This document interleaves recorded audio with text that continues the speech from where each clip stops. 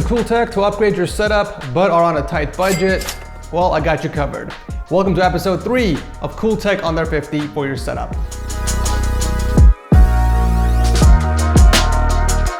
Kicking off the episode is the HM Tech 7. It's a tiny 7-inch portable IPS monitor that can be used as a sensor panel to monitor your hardware information. I've done a dedicated video on a sensor panel for your PC, and while it's a pretty cool mod, it's just not practical. Most of our PCs are far away from us, so realistically speaking, it doesn't make sense putting that in your case unless you are using it just for aesthetics. This is much more practical as you can pretty much put it anywhere you want close to you on your desk. It also comes with a built-in kickstand that is adjustable so you can get your desired angle. Now it does come with 2 cables that you will need to set this up. An HDMI cable that plugs into your graphics card and a micro USB cable that plugs into any USB port to supply power to the display. I personally don't like either of the cables because they're just too thick. It adds a lot of bulk to the device. You can see the cable sticking out from the side. It is far from minimal, and you guys know I like minimal. So naturally, I ended up swapping both of them with flatter cables with a right angle connector. This gives it a much cleaner and minimal look, allowing you to be more flexible on where you want to put it on your desk without having the cables visible. After you plug in both cables and power on your PC, the monitor will automatically show up as a secondary display.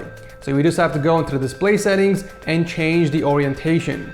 One setting I do recommend changing is the taskbar visibility. After that, you have to go and download the IDA64 software to use the sensor panel feature. They do have a free trial, but if you want to pick up the full version, I think you can get a key for like $1.41 from G2A. After installing and opening it, go to File, Preferences, scroll down to Sensor Panel and check the Show Sensor Panel option, and then hit Apply and OK. At first, your sensor panel will look like a first grader's project, but you can customize it to show whatever you want, or you can even download fully customized and completed sensor panels from their forums. There are a lot of really cool customized sensor panels to choose from, so I'll drop a link to the forums down below, as well as a link to my full tutorial on how to set up a sensor panel if you guys are interested. Even if you don't want to use it to monitor your hardware, it's still viable as a supplemental secondary display. For example, if you're streaming on a single monitor, you can use this to view your chat, or you can use it to see your Twitch sub count or YouTube sub count, basically any non-trivial use case scenario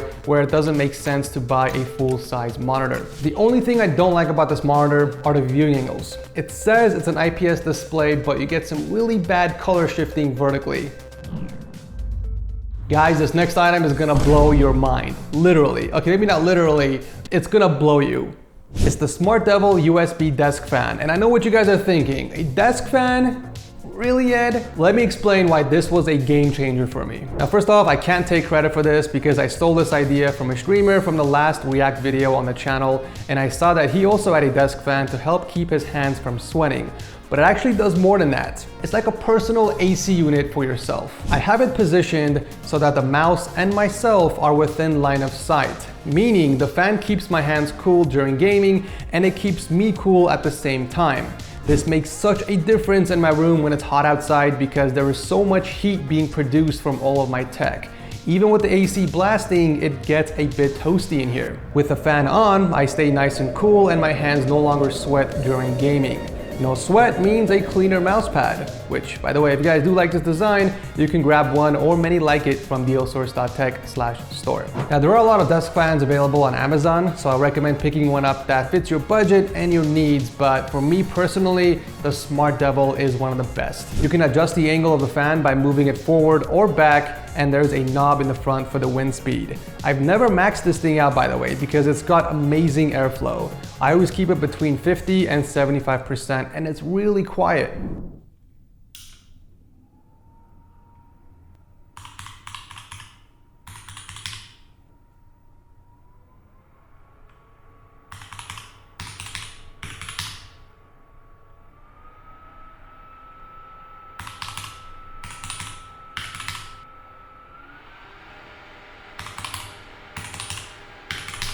The best part about this is that it's USB powered. So you can plug this into a USB hub in the back of your PC, or better yet, if you have a monitor with a USB port, you can plug it in the back of that, just like what I did. And because of how small it is, you can tuck it away when you're not using it. It also comes in 4 different colors, so I'm sure you guys can find one that fits your setup's color scheme. But yeah, if your hand is always sweating when gaming, or if your room just gets really hot at times, pick up a desk fan. It's gonna change your life. This next item is great for us PC users who like to play on a controller. You know, sometimes the keyboard and mouse just doesn't make sense for certain games out there like Elden Ring or Forza Horizon 5. A controller gives us better handling. Personally, I don't play on my PS5 anymore because I'm spoiled with a gaming PC that I have mounted on the wall, but I still use my controller on some games. But the problem I'm facing is that my setup is so minimal, it doesn't have legs, let alone any storage space. This was until I picked up a super simple controller holder. Now, the biggest difference between this one and all the other controller mounts on Amazon is the minimalistic design. It's so thin that once you stick it under your desk, it stays hidden. You basically peel off the adhesive strips and slap it under your desk or any flat surface, and then you just slide in your controller. The two joysticks from your controller slide into the two grooves from the mount holding it in place. I just love the simple and minimalistic design of this compared to the other controller stands I've used in the past. Now, this will work with the PS4 and PS5 controller, but they do offer an Xbox and Nintendo Switch version as well, which I'll link below.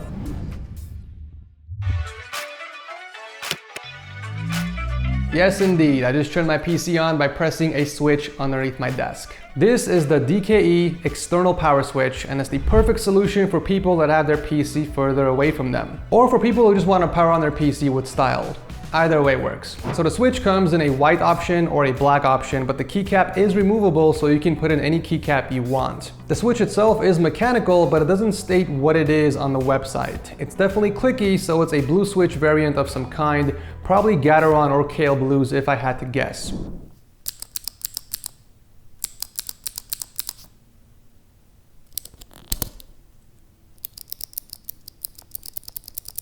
The cable length is 2 meters or 6.5 feet, so it's long enough to reach most PCs. In fact, I have mine running across the bottom of the tabletop, through the wall, and into the back of my PC. Alright, so to plug this into your PC, your motherboard would need to have a JFP1 connector, often located on the bottom right side of the board. Then you basically match the pins on the motherboard to the connectors from the switch. The power LED plus and minus go in the first and second pin on the top row. The power LED plus goes in the first pin on the top, and the minus goes right beside that in the second pin. The power SW, or the power switch, plugs into the third and fourth pin on the top row of the JFP1 connector. If you do it this way, you can't use the power button on your PC. So if you still want to be able to use the power button in addition to the external switch, then you have to use the splitter cable provided. The only thing you have to do differently is plug both of the power SW extension pins into the power switch connector on your motherboard and your case. One goes into the power SW connector from your case cable, and the other power SW pin goes into the matching connector from the DKE power button. You can pretty much stick this on any magnetic surface since the bottom of the switch is magnetic, but you can also use the included magnetic adhesive and stick it literally anywhere you want, ideally somewhere that's within reach. With this installed, I no longer have to reach for the power button on the PC to turn it on. Really cool. Last item of the episode is the Hoto Precision electric screwdriver set. This is more of a bonus item as it's very useful to have around, not just near your setup, but everywhere else too. I've been using the Power Giant electric screwdriver over the past 2 years, and this is the third time that it's broken down on me. The motor on these are very crappy and they break down after 6 months of use. So I decided to stop buying them and upgrade to the Hoto kit instead. This one has a more reliable motor, but it's got a much better carrying case as well. Everything fits in one side of the case, including the screwdriver itself. The Power Giant had this clear cylinder tube that you can use to store your screwdriver in it, but I was always too lazy to put it back in, so I'd always end up misplacing the screwdriver. I love that I can just store everything in this case and be done with it. All the bits are attached magnetically and they are very easy to remove. Although I do wish they would have included at least one extension. Sometimes the bits themselves are too short to reach tight spaces, but overall very positive experience with this set. I use it for PC builds, taking apart my keyboard when I need to clean it, and other tasks around the house. Highly recommend it over the Power Giant screwdriver set. If you guys have any cool tech to recommend for the next episode, post it in the cool tech section of my Discord. If I find anything I like, I'll pin it and I'll send you guys $50 in cash. Very easy. I'll drop a link to everything I talked about down below if you guys want to check it out. Subscribe for more cool tech content coming your way. Thanks so much for watching, and I'll see you very soon in the next one.